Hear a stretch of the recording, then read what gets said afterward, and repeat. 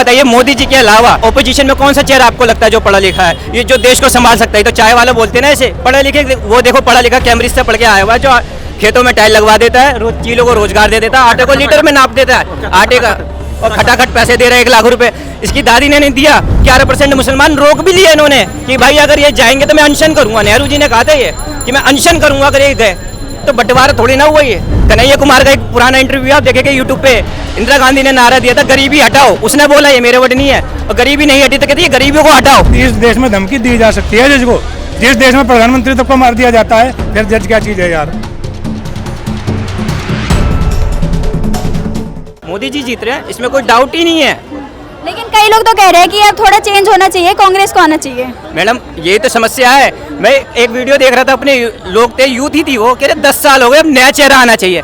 Madam 10 साल में bore हो गया, आपने 60 साल तक वेट किया, उस पूरे परिवार ने चलाया, माउंट बेटन बेटा, जिन्ना बेटा और नेहरू बेटे, जिन्हें भारत की कुछ भी समझ नहीं थी, तीनों ने बंटवारा कर दिया। उसके बाद 11% मुसलमान रोक भी लिए इन्होंने कि भाई अगर ये जाएंगे तो मैं अनशन करूंगा। नेहरू जी ने कहा था ये कि मैं अनशन करूंगा अगर ये गए। तो बंटवारा थोड़ी ना हुआ ये। फिर बंटवारा आपने ठीक से किया नहीं, उसके बाद आप कहते हैं कि 11% यहाँ रोक दो, फिर आप कहते हैं कि हमारे को यहाँ पे विचार अधिकार नहीं मिल रहे। आम आदमी पार्टी के जो संस्थापक है ना, अरविंद केजरीवाल का पहले कॉन्स्टिट्यूशन पढ़ा था, उन्होंने भी अपने कॉन्स्टिट्यूशन में अमेंडमेंट किया है। उन्होंने पहले ये टर्म रखा था कि 3 साल के 2 टर्म हो सकते हैं, 3-3 साल के 2 टर्म होंगे, उसके बाद कोई भी उस पद पे नहीं रहेगा। लेकिन जैसे इनको गद्दी मिली अपनी, इन्होंने वो कॉन्स्टिट्यूशन ही अमेंड कर दिया। जब वो कर सकते हैं, दूसरों पे आप आरोप लगा रहे हो कि 75 साल के बाद इनको चेंज होना है, लेकिन खुद वो इम्प्लीमेंट नहीं कर रहे आप। और आप तो बहुत पढ़े लिखा कहते हो, अपने को IRS थे, इंडियन रेवेन्यू सर्विस में थे, ये खुद तो वो चीज़ इम्प्लीमेंट नहीं कर रहे, दूसरे से आशा करते हैं। और जबकि मोदी जी, आप बताइए, मोदी जी के अलावा अभी ओपोजिशन में कौन सा चेहरा आपको लगता है जो पढ़ा लिखा है, ये जो देश को संभाल सकता है? तो चाय वाला बोलते हैं ना ऐसे पढ़े लिखे, वो देखो पढ़ा लिखा कैम्ब्रिज से पढ़ के आया हुआ है, जो खेतों में टाइल लगवा देता है, रोज चीलों को रोजगार दे देता है, आटे को लीटर में नाप देता है आटे का, और खटाखट पैसे दे रहे हैं 1 लाख रुपए। इसकी दादी ने नहीं दिया, ये खटाखट दे रहा है। कन्हैया कुमार का एक पुराना इंटरव्यू आप देखेंगे यूट्यूब पे, इंदिरा गांधी ने नारा दिया था गरीबी हटाओ, उसने बोला ये मेरे वर्ड नहीं है, और गरीबी नहीं हटी तो कहती है गरीबियों को हटाओ। क्यों ये किया था ना तुर्कमान गेट पे, जब पकड़ के डाल लेते सबको, झुग्गियों को भी डाल लेते, फिर बाद में नसबंदी करवाई सबकी।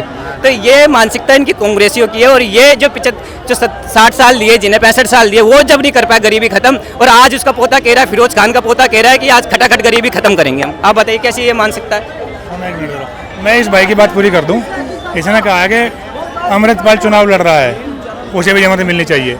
आप मुझे एक बात बताओ, केजरीवाल, सुनो 1 मिनट, केजरीवाल तो चुनाव नहीं लड़ रहा। अरे सुन तो ले, केजरीवाल खुद तो चुनाव नहीं लड़ रहा। जब केजरीवाल दूसरों के लिए प्रचार कर सकता है, उसे जमानत मिल सकती है, तो अमृतपाल तो खुद के लिए चुनाव लड़ रहा है, उसका हक तो इससे ज्यादा है जमानत पे, तो फिर तो उसे जमानत मिलनी चाहिए।